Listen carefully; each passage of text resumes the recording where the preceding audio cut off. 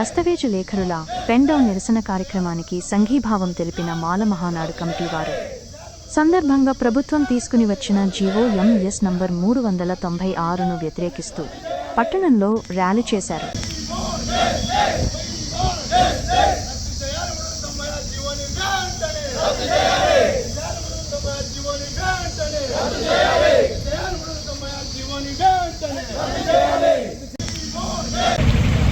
అంబేద్కర్ విగ్రహం దగ్గర మేము ర్యాలీ చేస్తున్న సందర్భంగా ఉద్దేశం ఏమంటే దస్తావేజ్ విలేకరులందరూ కలిసి ఇక్కడికి వచ్చి నిరసన చేసిన కార్యక్రమాలు ఏమంటే మాకు మాల మహానాడు మాల మహా ఐక్య వేదిక వారి నాయకులు వచ్చి సంఘీభావం తెలపడం జరిగింది.